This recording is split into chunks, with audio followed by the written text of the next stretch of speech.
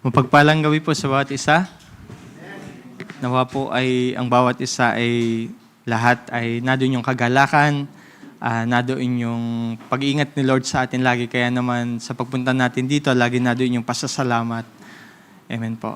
Bago po tayo mag-start, tayo po muna manalangin, tumulog sa ating Panginoon. Dakila po naming Diyos, amang nasa langit, ikaw po yung patuloy naming pinupuri, ikaw po yung patuloy naming sinasamba, ikaw po yung aming patuloy na bibigyan ng aming pagluwalhati, Panginoon. Tunay nga po, ikaw po yung dakila, Panginoon. Wala ka pong katulad, Panginoon. At tunay nga po, Panginoon, dahil lang sa awat habag mo, Panginoon, nakakalapit kami sa iyo, nakakatayo kami dito, Panginoon. At salamat sa patuloy na paglilinis, salamat sa kapatawaran, Panginoon. Salamat, Panginoon, sapagkat we have our righteousness, Panginoon, ang aming Panginoon sa Kristo, Panginoon, na hindi kailanman, Panginoon, mawawala, Panginoon. Salamat po sa kanya pong sakripisyo sa krus, Panginoon. Sa pagkakataong ito, Panginoon, through Him, Panginoon, gawin mo kaming karapat-dapat, Panginoon, sa paglapit namin sa iyo, maging mabagong samyo, Panginoon, itong mga buhay na sakripisyo, Panginoon, buhay na offering, Panginoon, para sa iyo, Panginoon. May you continue seek our hearts, seek our minds, Panginoon. At nawa po, Panginoon, patuloy naming maibigay sa iyo, Panginoon, yung papuri, yung pagmamahal, Panginoon, sa pamagitan ng patuloy ng pag-aalay ng aming mga sarili sa iyo, Panginoon. Salamat po, Panginoon. Muli, niloob mo kami sa buong maghapon, Panginoon, starting last night, Panginoon. Nadoon yung katapatan mo sa amin, Panginoon, sa aming prayer and fasting, Panginoon. Hanggang ngayon, Panginoon, tunay nga po, Panginoon, ikaw po yung patuloy na sinisik namin sa amin pong ginagawa, Panginoon. At sa amin pong activity ngayon, we know, O Lord, na ikaw pa rin po yung kasama namin, maging mabagong samyo, Panginoon, itong gawain namin sa iyo, Panginoon. Nawa po, Panginoon, patuloy na may maituon yung mga sarili namin. Patuloy ka namin makatagpo, Panginoon, even sa maikling mensahe, Panginoon, na inihanda mo, Panginoon. Nawa po, Panginoon, na patuloy mo na turuan yung puso namin, Panginoon, at patuloy po na mapalapit kami sa iyo sa aming mga ginagawa, Panginoon. Salamat po. Sa iyo po ang kapurihan, kadakilaan sa pangalan po ni Jesus. Amen.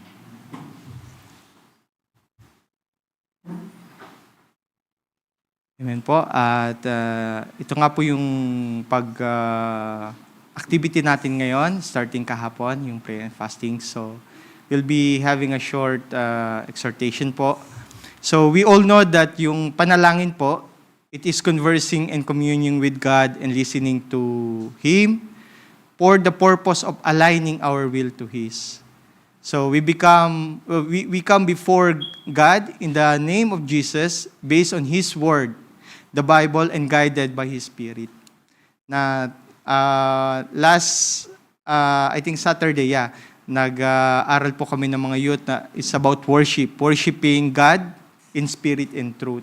At sa ating pong panalangin, we pray to God based on the truth, based on sa sinasabi ng Bible, at we come before God in the name of our Lord Jesus Christ. At tunay nga po,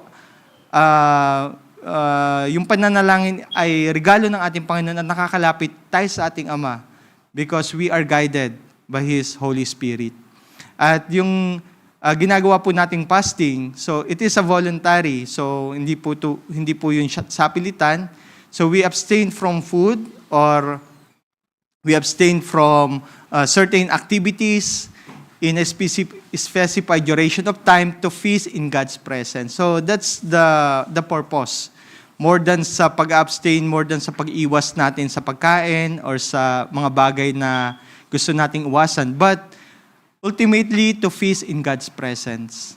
Kaya naman po sa ating prayer and fasting, nadoon yung patuloy nating pananalangin throughout the day, nadoon yung patuloy nating pagbubulay sa kanyang mga salita.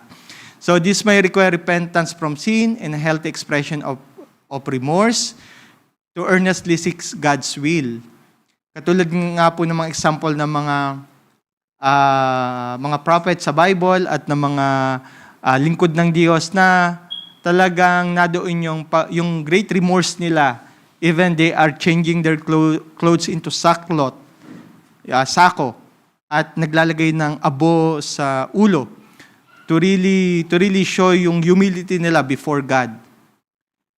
To be more intimate with God as we spend extended time in reading His Word and in prayer.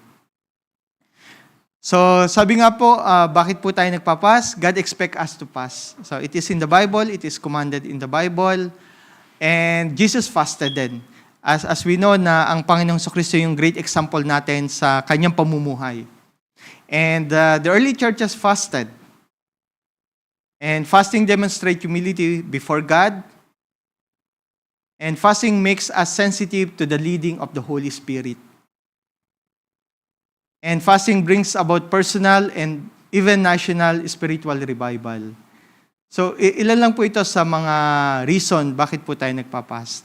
At ngayon po ang pagbubulayan po natin nasa Esther 4:16. I believe we all very familiar po sa story ni Esther. So, ito po yung pinaka-main verse po natin sa Esther 4:16. Sabi po dito, "Go gather all the Jews who are present in Shushan," in other translation ay Susa, "and fast for me. Neither eat nor drink for 3 days, night or day. My maids and I will fast likewise. And so I will go to the king, which is against the law. And if I perish, I perish."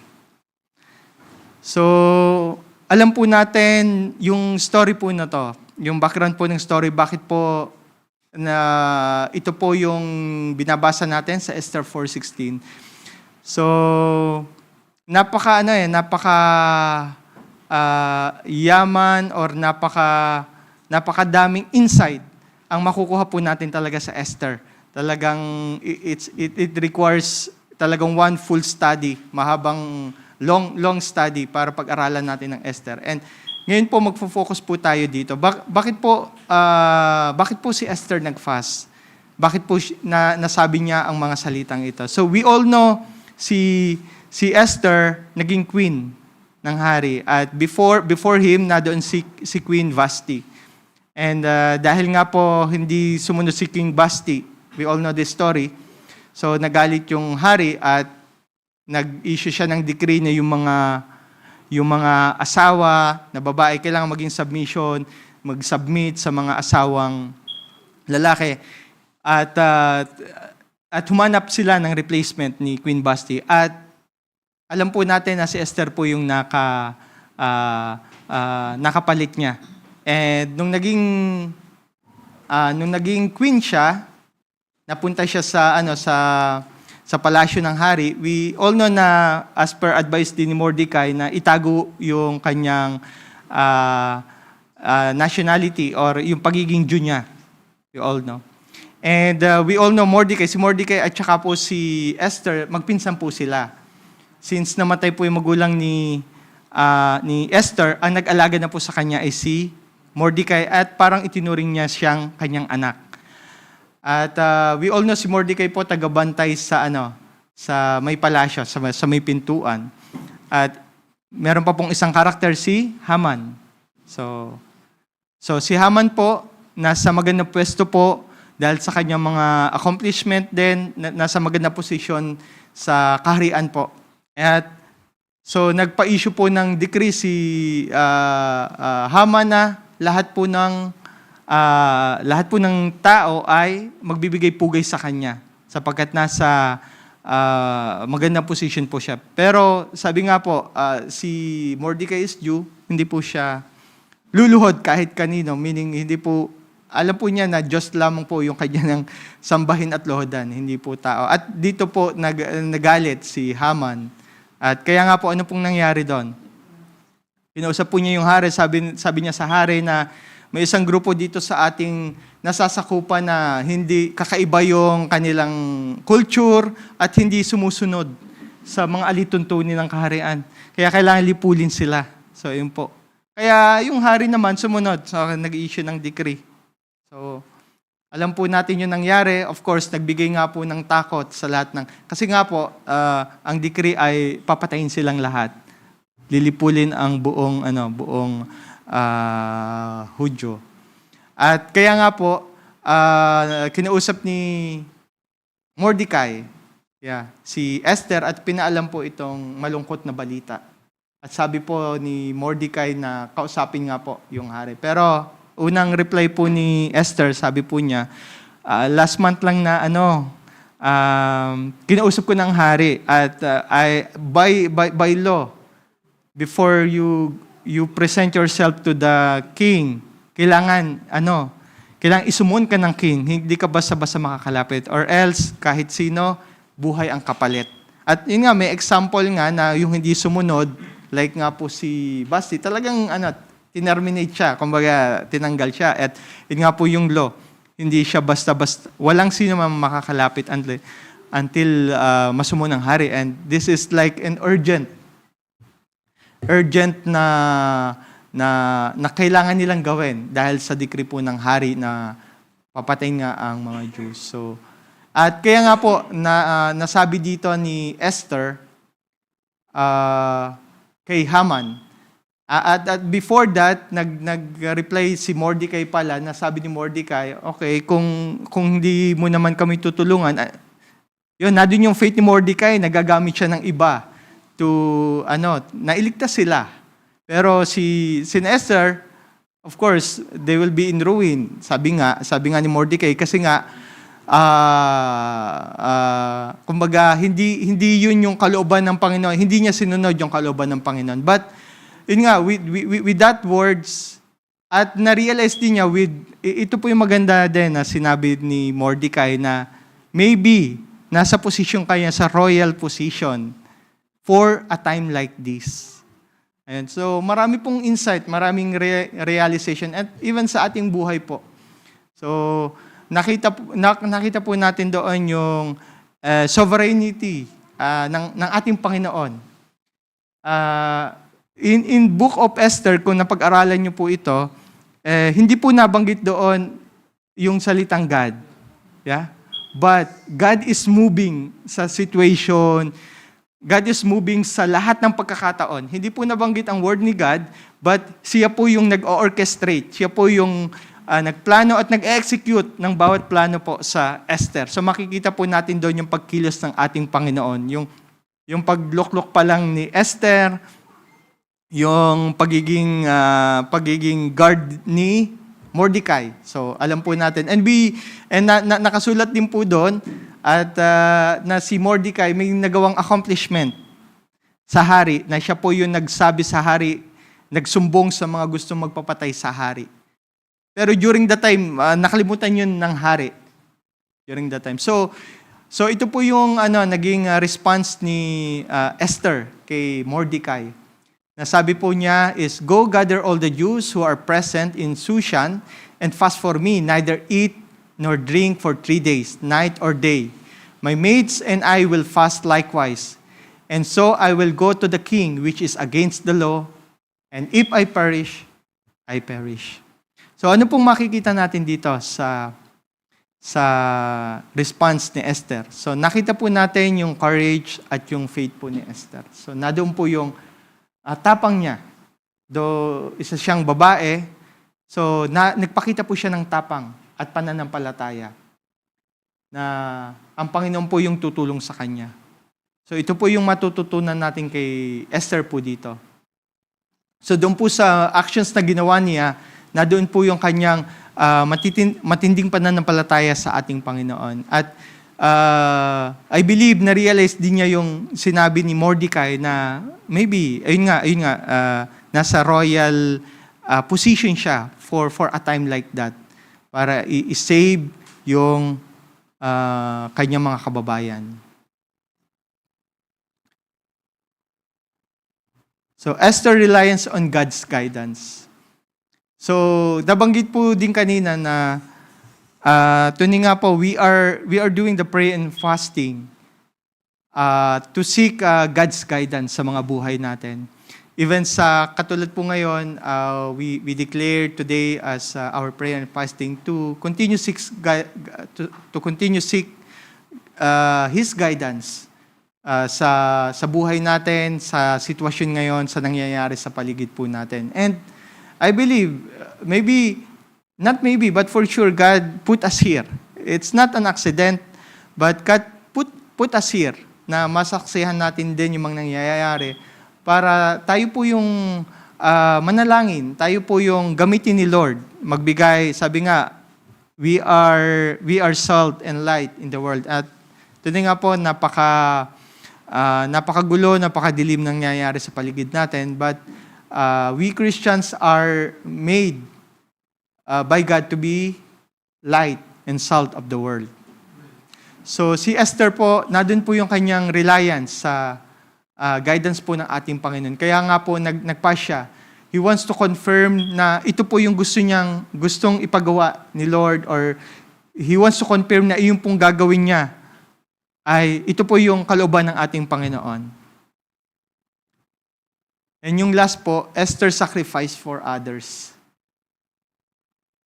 Yung pahuli pong sentence, sabi po diyan, and so I will go to the king which is against the law, and if I perish, I perish. Na tunay nga po na alam niya na buhay niya yung makakapalit kapag lumapit siya sa ating Panginoon. But that's the only way na itinuturo sa kanya ni Lord na gawin para ma-spare yung kanyang mga kababayan. Pero sabi niya, if I perish, I perish. So yung ginawa pong ni Esther, he is like siya po yung namagitan, or parang siya po yung namagitan between sa mga Israelites at saka sa king. Intercessor, ayon. And yung matututunan po natin sa point na to, so we Christians, we are also doing the intercessory prayers para sa lahat. That's why we have this prayer and fasting, and not only today, but most of the time, most especially nung nangyari na nga po yung kaguluhan, we are praying to God. Nag-intercessor po tayo, nananalangin po tayo para sa ibang tao. So, I believe yung purpose po natin, we did this, hindi para sa sarili natin, hindi para sa mga pansarili nating petition or because affected din tayo, but we see yung need ng mga tao po sa paligid natin. And I believe most of you nakita na po yung mga prayer items po natin. And ayun po yung patuloy na ipagpe-pray po natin hanggang sa mamaya, hanggang sa magkaroon ng kasagutan po ang ating Panginoon dito sa sitwasyon po dito sa Middle East. So ito po yung ginawa po ni Esther, at ito po yung nakita ko rin na mapupulot natin sa ginawa po ni Esther. And we all know yung story. Sabi ko nga kanina, nakita doon sa story how God moved sa mga sitwasyon. 'Di ba? Yung si Haman na nadoon yung plot to kill all the Jews, siya yung nabitay. In fact, gumawa pa siya ng bitayan para kay Mordecai, kasi nga nagagalit siya kay Mordecai, hindi niya mapasunod. Pero isang gabi na alala natin doon, di ba? Hindi na lang makatulog ang hari. So it's beyond beyond the control of people. Hindi lang siya makatulog, nagbuklat-buklat siya ng mga nakaraang mga pangyayari sa kanyang karyan. At nakita niya na si Mordecai, yung naging susi para maligtas, may spare yung buhay niya. At naalala niya, meron bang award or nabigyan na ba ito ng reward? Tinanong niya yung kanyang katauhan. At they found out wala pa. So, si Mordecai na nasa alanganin ng buhay, but God moved behind the scene. At anong ginawa? So, si Haman na nagpa-plot na patayin si Mordecai, so siya pa yung inutosan ng hari. Parangalan mo, itinanong siya pala muna before he tell about Mordecai, anong parangal yung pwede nating gawin sa tao na nagligtas sa aking buhay? Something. And si Haman, he thought siya yung tinutukoy ng hari na gumawa ng magandang bagay. But nang sinabi ng hari na si Mordecai, so ang ginawa kay Mordecai, so binigyan ng rope, pinasakay sa karwahe at pinalibot para bigyan ng honor, hindi lang sa harap ng hari, kundi sa buong kaharian. So, ganun kumilos ang Panginoon na hindi bilang observer, parang, kasi while reading that, para ako nanonood ng movie. While reading that, and hindi natin lubos maisip how God moves. So, ganun po yung ginawa ng ating Panginoon. Natunay nga po sa sitwasyon natin ngayon, or even sa mga personal nating battles po. God is sovereign, God is in control. Ito po yung message, apart from this insights po na nakita ko po sa buhay ni Queen Esther. So, nakita ko po how God moves. How God fulfill yung anuman po yung naplano niya. And we all know po na ang Panginoon po ay patuloy na tumutupad sa kanyang mga pangako, tumutupad sa kung ano po yung plinano niya. So, ang kailangan lang po natin, katulad po ni Esther, we need to continue go to God to have this guidance, to have this spiritual enlightenment. At magamit tayo, not only our concern is ourselves, but also others. So yung reflection po, prayer and fasting is a way of interceding for others. So it is in these sacred moments of divine invitation that we find ourselves drawn closer to the heart of God, becoming vessels of His love and grace for a world in desperate need of hope. Na hopefully na hindi lamang po during this time, but kapag po nabigyan tayo uli ng opportunity, even nga without the yung this formal schedule ng church, we can do our own way of prayer and fasting. If we want to intercede for others, or we can ask someone to join us, or our brother to join us for a specific na concern, most especially yung ibang tayo or yung mga kapatid po natin. So sabi po sa Isaiah 58:6, "Is this not the fast that I choose? To release the bonds of wickedness, to undo the ropes of the yoke, and to let the oppressed go free, and break every yoke." So God bless everyone. Let us pray po. Hallelujah, Lord.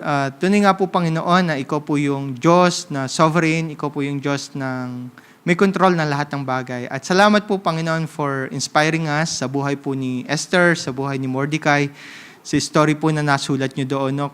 Kung paano po ninyo iniligtas ang inyo pong mga lingkod, Panginoon, ang inyo pong bayan, Panginoon. Na tunay nga po, Panginoon, na kami po ay mga anak mo, Panginoon, at patuloy din na nangungusap sa bawat isa sa amin, Panginoon. We pray, Panginoon, na patuloy kami, Panginoon, na maging attentive, Panginoon, yung aming mga tainga, Panginoon, sa calling mo, Panginoon, sa gusto mong ipagawa sa amin, Panginoon.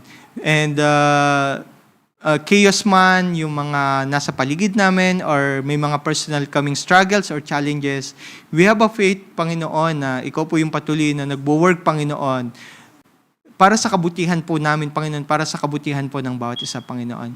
Panginoon, patuloy mo palakasin yung aming pananampalataya, Panginoon. Give us a courage, Panginoon. Remind us always, Panginoon, na nandiyan ka, Panginoon, na kumukontrol ng lahat ng bagay, na Ikaw po yung kasama namin, because this is your promise, Panginoon, that you will never leave us nor forsake us, Panginoon. At muli po, Panginoon, sa pagpapatuloy po namin ng aming pong gawain ngayon, Ikaw po yung patuloy na sumama sa amin. At nawa po ay patuloy ka po namin makatagpo, Panginoon. Salamat po, Panginoon, sa pangalan po ni Jesus. Amen.